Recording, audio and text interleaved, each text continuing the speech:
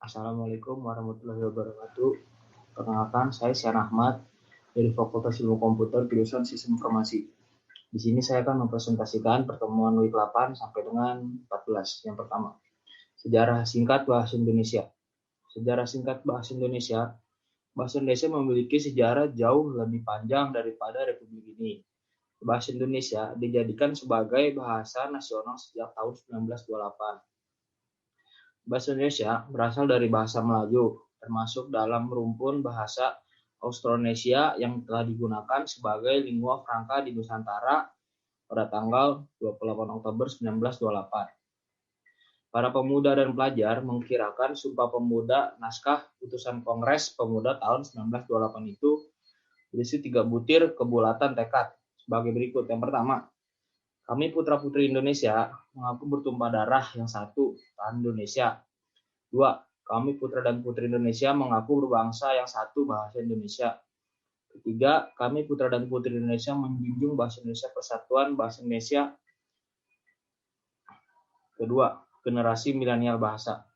Generasi milenial bahasa Indonesia dan generasi milenial bahasa adalah suatu media yang digunakan untuk menyampaikan dan memahami gagasan, pikiran, dan pendapat. Bahasa Indonesia juga media komunikasi utama di dalam kehidupan manusia untuk berinteraksi secara garis besar. Bahasa dapat dilihat dari 2 sudut pandang antara lain, sudut pandang bentuk dan sudut pandang makna. Bentuk bahasa berhubungan dengan keadaannya dalam mendukung perannya sebagai sarana komunikasi untuk berbagi kepentingan komunikasi pemakai bahasa, dan hubungannya dengan aspek nilai dan aspek makna adalah perannya yang terkandung dalam bentuk bahasa yang fungsinya sebagai alat komunikasi. Ketiga unsur tersebut secara keseluruhan dimiliki oleh semua bahasa di dunia. Bahasa menunjukkan bangsa, itulah kata bijak yang sejak lama tertanam dalam benak kita. Bahasa kita adalah bahasa Indonesia, bahasa yang bukan hanya menjadi kebanggaan dan identitas, tapi juga alat persatuan yang berjasa dalam sejarah Indonesia. Yang ketiga itu pengertian ejaan. Ejaan adalah keseluruhan pelambangan bunyi bahasa, penggabungan dan pemisahan kata. Penempatan tanda baca dalam tataan satuan bahasa, pengertian senada dengan KBBI. Ejaan adalah kaidah-kaidah cara menggambarkan bunyi-bunyi dalam bentuk huruf serta penggunaan tanda baca dalam tataran wacana.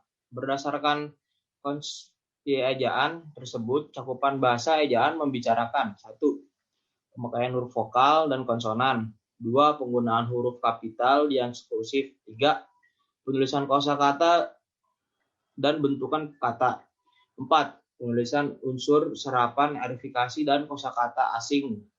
Dan 5. Penempatan dan pemakaian tanda baca. Yang kelima, aspek ejaan tersebut ditata di dalam kaidah ejaan yang disebut ejaan yang disempurnakan sejak 1972.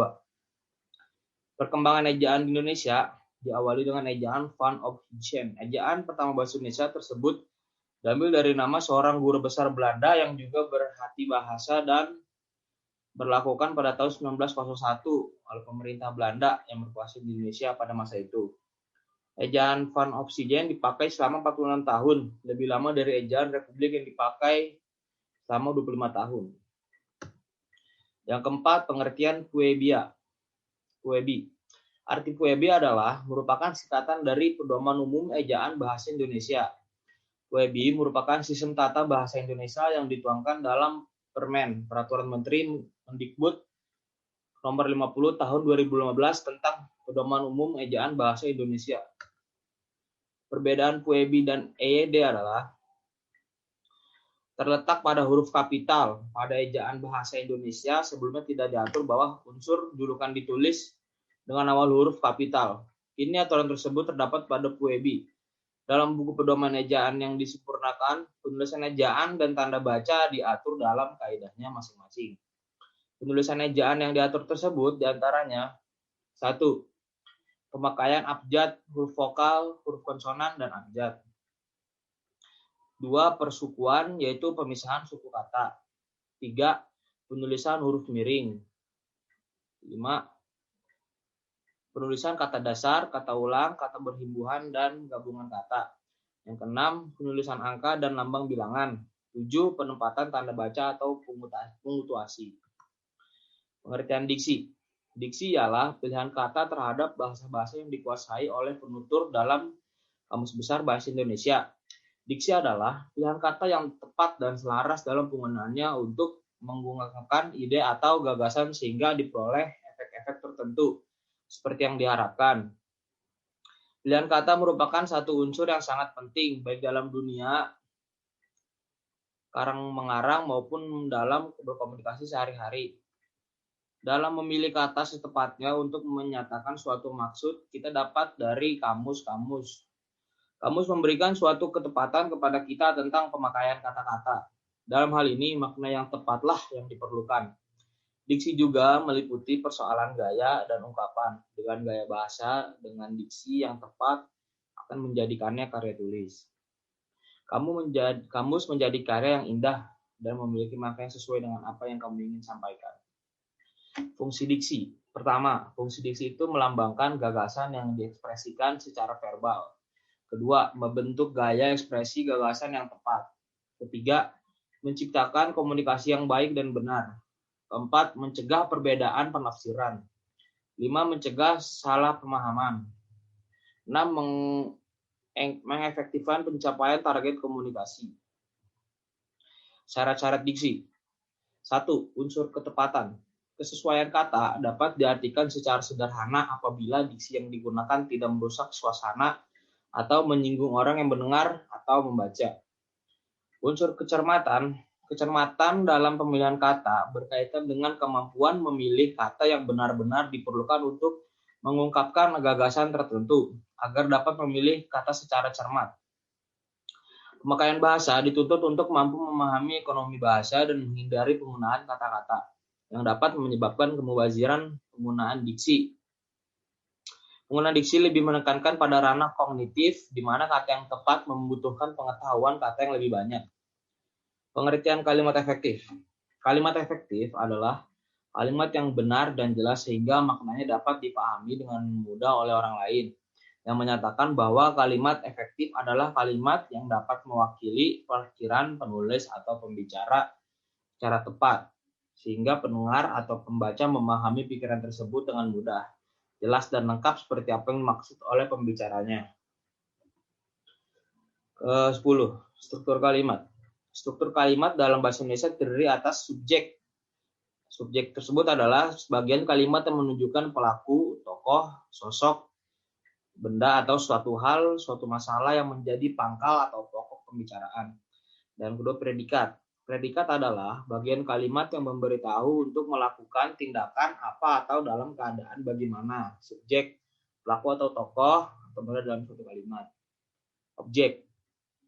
Objek adalah bagian kalimat yang melengkapi. Objek pada umumnya diisi oleh nominal, frasa nominal, dan klausa. Keterangan. Keterangan adalah kata atau kelompok kata yang dipakai, meluaskan atau membatasi makna subjek atau predikat dalam kalimat. Yang terakhir adalah pelengkapel. Adalah bagian kalimat yang melengkapi letak perlengkapan umumnya di belakang P yang berupa verba. Pengertian paragraf. Paragraf adalah suatu gagasan yang bentuk serangkaian kalimat yang saling berkaitan satu sama lain.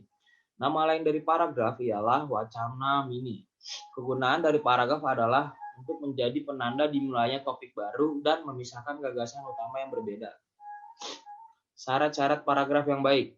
Setiap paragraf hanya mengandung satu pokok pikiran atau gagasan utama. Pikiran-pikiran lainnya dalam sebuah paragraf hanya melengkapi pokok pikiran utama tadi. Kedua, setiap paragraf yang harus memiliki kesatuan kohesi. Maksudnya dalam sebuah paragraf tidak boleh terdapat penjelasan yang saling bertentangan. Ketiga, setiap paragraf harus memiliki koherensi dan kesinambungan agar ada pengembangan yang baik dalam sebuah paragraf. Paragraf tersebut harus dipelihara kerata hubungan antara kalimatnya serta tidak terdapat loncatan-loncatan pikiran yang dapat membingungkan pembaca atau penyimpangan dari pokok pikiran utama. Dengan kata lain, kepaduan dapat diartikan sebagai keserasian hubungan timbal balik. Struktur paragraf. Alinea pembuka adalah Alinea yang diletakkan pada awal tulisan setelah judul. Dan kedua, alinea tubuh. Setelah berhasil menyusun alinea pembuka, tugas si penulis berikutnya adalah menguraikan gagasan utama yang terdapat di dalam alinea pembuka tersebut ke dalam alinea-alinea berikutnya. Ketiga, alinea penutup. Di dalam karya tulis ilmiah, alinea penutup terletak pada alinea terakhir dan pada bagian simpulan. Pengertian laporan. Laporan merupakan satu bentuk informasi yang diberikan oleh seorang mempertanggungjawabkannya sesuatu atau sebuah kegiatan yang dilakukannya kepada orang lain atau suatu badan. Laporan adalah suatu cara komunikasi di mana penulis menyampaikan informasi kepada seseorang atau suatu badan karena tanggung jawab yang dibebankan kepadanya. Ke-15 adalah tujuan laporan. Tujuan laporan pertama adalah bahan evaluasi terhadap hal-hal yang sudah dilakukan. Kedua, agar pelaksanaan tugas yang dipercayakan kepada orang atau petugas tertentu dapat diketahui oleh pihak yang menugaskan. Dan yang terakhir, sebagai pertanggungjawaban terhadap tugas yang diberikan kepada pihak yang memberi tugas. Fungsi laporan. 1. Penyampaian informasi laporan merupakan sumber informasi bagi penerima laporan dalam rangka menyelesaikan tugasnya. Kedua, pertanggungjawaban dan pengawasan laporan merupakan suatu pertanggungjawaban dari seorang pejabat atau petugas kepada atasannya sesuai dengan tugas dan fungsi yang dibebankan kepadanya. Dari laporan itu, seseorang atasan akan meneliti tentang pelaksanaan tugas fungsi oleh pejabat bersangkutan. Yang ketiga, bahan pengambilan keputusan. Untuk keperluan pengambilan keputusan seseorang pimpinan memerlukan data dan informasi yang berhubungan dengan keputusan yang akan diambil. Keempat, alat pembina kerjasama. Laporan dapat berperan sebagai salah satu alat untuk membina kerjasama dan saling tukar informasi, saling pengertian, dan koordinasi antara atasan dan bawahan sangat mendukung kerjasama yang baik. Yang ke-17, pengertian bahasa. Bahasa merupakan suatu ungkapan yang mengandung maksud untuk menyampaikan suatu kepada orang lain. Sesuatu yang dimaksudkan oleh pembicara yang bisa dipahami dan mengerti oleh pendengar atau lawan bicara melalui bahasa yang diungkapkan. Bahasa adalah variasi bahasa menurut pemakaian yang berbeda-beda, menurut topik yang dibicarakan, menurut hubungan pembicara, kawan bicara, orang yang dibicarakan, serta menurut medium pembicara. Dengan kata lain, ragam bahasa adalah variasi bahasa yang terjadi karena pemakaian bahasa. Ciri-ciri ragam bahasa tulis. 1. Tidak memerlukan orang kedua atau teman bicara. Kedua, bersifat objektif. Ketiga, tidak tergantung kondisi, situasi, dan ruang serta waktu. Keempat, mengemban konsep makna yang jelas. 5. Harus memperhatikan unsur gramataikal. 6. Berlangsung lambat. 7. Jelas struktur bahasanya, susunan kalimatnya juga jelas dan runtut. 8. Selalu memakai alat bantu. 9. Kesalahan tidak dapat langsung dikoreksi. 10. Tidak dapat dibantu dengan gerak tubuh dan mimik muka, hanya terbantu dengan tanda baca. Yang ke-19, ketentuan ragam tulis. 1. Memakai ejaan resmi. 2. Menghindari unsur kedaerahan. 3. Memakai fungsi gramatikal dan secara eksplisit. 4. Memakai bentuk sintetis. 5. Pemakaian partikel secara konsisten. 6. Menghindari unsur leksikal yang terpengaruh bahasa daerah. Dan kelebihan ragam tulis. 1. Informasi yang disajikan bisa pilih atau dikemas sebagai media materi yang menarik dan menyenangkan. 2. Umumnya memiliki kedekatan budaya dengan kehidupan masyarakat. 3. Sebagai sarana untuk memperkaya kosakata. 4. Dapat digunakan untuk menyampaikan maksud, memberikan informasi, atau mengungkap unsur-unsur emosi sehingga mampu mencanggihkan wawasan pembaca. Dan yang terakhir, kelemahan ragam tulis. Kelemahan ragam tulis yang pertama adalah 1. Alat atau sarana yang memperjelas pengertian seperti bahasa lisan tidak ada akibatnya. Bahasa tulisan harus disusun lebih sempurna. Kedua, tidak mampu menyajikan berita secara lugas, jernih, dan jujur. Jika harus mengikuti kaidah-kaidah bahasa yang dianggap cenderung miskin daya pikat dan nilai jual. 3. Yang tidak ada dalam bahasa tulisan tidak dapat diperjelas atau ditolong. Oleh karena itu diperlukan kesesamaan yang lebih besar dalam ragam tulis. Sekian dari saya, kurang lebihnya mohon maaf. Assalamualaikum warahmatullahi wabarakatuh.